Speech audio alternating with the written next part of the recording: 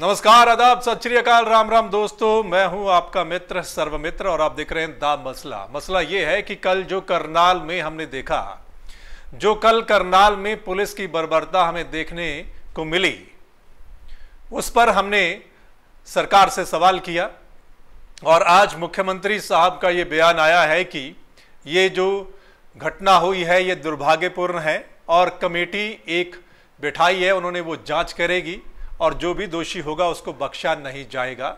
ये कहना है मुख्यमंत्री का। ठीक है, बिल्कुल, जो दोषी है उसको बख्शा नहीं जाना चाहिए क्योंकि किया ही कुछ ऐसा गया है। निर्दोष बच्चों को वहां पर मारा गया है, छात्रों को, छात्राओं को। कॉलेज में घुसकर आपने देखा, कल हमने आपको वीडियो दिखाया था किस तरह से कॉलेज में घुसकर छात्र छात्राओं और टीचरों को भी नहीं बख्शा गया, प्रिंसिपल तक को वहां पर मारा गया और सरेआम गोलियां चलाई गई। आपने देखा वो वीडियो। अगर उस गन की डायरेक्शन थोड़ी सी नीचे हो जाती तो आप सोच सकते हैं कितनी बड़ी घटना घट सकती थी वहां पर। शुक्र है कि ऐसा हुआ नहीं, लेकिन जो भी अधिकारी, जिन लोगों ने भी ऐसा आदेश दिया या जिन लोगों ने भी निर्दोष लोगों को वहां पर मारा पीटा, उन पर कार्रवाई जरूर होनी चाहिए। ऐसी हम उम्मीद सरकार से करते हैं। दूसरी बात जो है वो ये कि ये घटना क्यों हुई थी, घटना क्यों घटी। आईटीआई का एक बच्चा एक दिन पहले जब बस पर चढ़ता है, वो नीचे गिरता है, उसकी मौत हो जाती है। उसके बाद जो छात्र थे वो गुस्से में थे।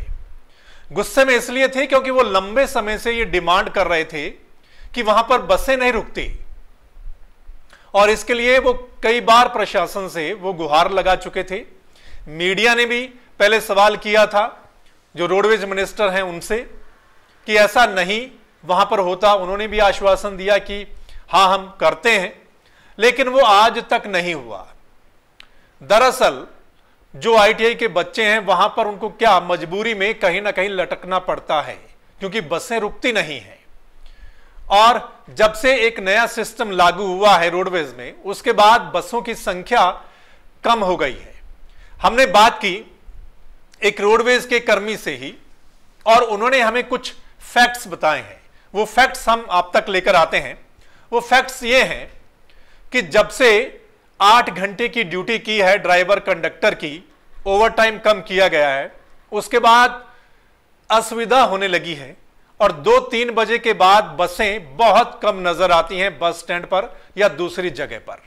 इस वजह से जो यात्री हैं वो वेट करते रहते हैं कि कब बस आएगी। ये एक बड़ी बात है जब से ओवरटाइम कम किया है और 8 घंटे की ड्यूटी की है। रोडवेज के कर्मी ने हमें यह भी बताया कि अब उनकी ड्यूटी ऑनलाइन लगती है। ऑनलाइन ड्राइवर और कंडक्टर की ड्यूटी लगती है, वो भी अभी सिस्टम कारगर नहीं है। उनका कहना है कि यह अभी सिस्टम यहां पर नहीं चल सकता। रोडवेज में उस हिसाब से चलता है जहां पर कहीं कोई सवारी मिलती है, कहीं कोई रश होता है, उसके हिसाब से ही वो अपनी बसें बदलते हैं। ये दूसरा फैक्ट्स उन्होंने हमें बताया। और एक बात उन्होंने और कही कि एक्सपेंडिचर बढ़ गया है किलोमीटर के हिसाब से और सरकार कहती है कि ओवरटाइम से हमने काफी पैसा बचा लिया, लेकिन उसके बदले में जो असुविधा हो रही है उसका क्या करें। दरअसल हरियाणा रोडवेज को नंबर 1 रोडवेज कहा जाता है, लेकिन कहीं ना कहीं अब वो पोजीशन डाउन होने लगी है और फ्लीट भी कम हो गया है जो बसों का। रोडवेज कर्मी ने हमें यह बताया कि आज से 4-5 साल पहले जो 4500 फ्लीट था, 4500 बसें थी, वो अब कम होकर 3800 कुछ रह गई हैं और वो भी जो ऑपरेटेड बसें हैं वो और भी कम हो गई हैं। मतलब इतनी कम तादाद हो गई है बसों की। एक बात और, सरकार ने नोटिफिकेशन जारी किया था कि प्राइवेट बसों वाले भी बच्चों को बैठाएंगे, यानी प्राइवेट बसों वाले भी छात्र छात्राओं को बैठाकर ले जाएंगे, लेकिन ऐसा होता नहीं है हरियाणा में। बच्चे इंतजार करते रहते हैं, कोई बस जो प्राइवेट बस वाला उनको बैठाता नहीं है। यानी प्राइवेट बसों वाले सरकार की बात नहीं मान रहे हैं और सरकार भी उन पर कोई कार्रवाई नहीं कर रही है। तो ये बातें हैं। एक बात और मैंने पढ़ी कि करनाल वाली जो घटना है उसके बाद वहां का जीएम कह रहा है कि जो कॉलेज है उसको अपनी छुट्टी का टाइम है वो बदलना चाहिए। मतलब आगे पीछे करना चाहिए, कुछ स्टूडेंट्स की पहले उसके बाद फिर ऐसे आप मिल बैठकर इस समस्या को सुलझा सकते हैं। छुट्टी का टाइमिंग क्या होना चाहिए या बसों का क्या सिस्टम होना चाहिए, सरकार की जिम्मेदारी है कि जो पढ़ने वाले बच्चे हैं कम से कम उनको ट्रांसपोर्ट तो मुहैया करवाई जाए। माता पिता गांव से इतनी दूर से बच्चों को भेजते हैं, अब बच्चे बेचारे क्या करें, उनको कॉलेज टाइम पर पहुंचना है या छुट्टी के बाद इतना लंबे समय तक वो बस का वेट करते हैं। अगर बस नहीं आती तो फिर वो मजबूरी में कहीं लटक कर अपने घर तक उनको पहुंचना होता है। तो ये उनकी मजबूरी है। हालांकि उनको भी ध्यान देना होगा अपनी सुरक्षा का, अपनी जान को लेकर, क्योंकि आपके माँ बाप आपको कितनी उम्मीद से पढ़ने के लिए भेजते हैं। आप 10 मिनट लेट हो जाइए, लेकिन कम से कम आप अपनी जान पर मत खेलिए। आप सुरक्षा का ध्यान जरूर रखें और आगे से इस बात को लेकर। लेकिन सरकार से हमारा एक बार फिर सवाल है कि जो भी कमी है, जो भी आपने नए सिस्टम लेकर आए हैं, उससे कहीं ना कहीं यात्रियों को असुविधा हो रही है, बच्चों को असुविधा हो रही है। आपको एक बार फिर रीथिंक करने की जरूरत है। और आपकी फ्लीट हो, किलोमीटर वाली जो स्कीम है वो बीच में लटक कर रह गई है। रोडवेज वालों का कहना है कि वो भी कामयाब नहीं हो पाई है। तो सरकार को एक बार फिर सोचना होगा कि जो यात्री हैं उनको जो असुविधा आ रही है या जो बच्चों को असुविधा आ रही है, कम से कम उसकी तरफ ध्यान दे, ताकि कल को ऐसी कोई दुर्घटना ना घटे।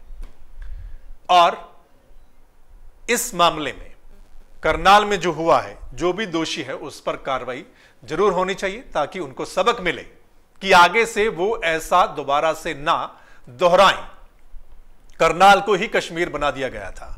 उसके बाद हमें इतने मैसेज मिले हैं कल से, जब हमने इस विषय को लेकर हमने रिपोर्ट किया था, उसके बाद इतने मैसेज हमें मिले हैं सोशल मीडिया पर, और सभी लोग पुलिस की कार्रवाई की निंदा कर रहे हैं और पुलिस को इतना बुरा भला बोल रहे हैं। ना सिर्फ पुलिस को बल्कि सरकार के बारे में भी बहुत सारी बातें कर रहे हैं। तो इस पर सरकार को विचार करना होगा और पुलिस को भी एक बार सोचना होगा कि आपने जो किया क्या वो ठीक किया। आपको भी एक बार दोबारा सोचने की जरूरत है, ताकि दोबारा से ऐसा ना हो। नमस्कार।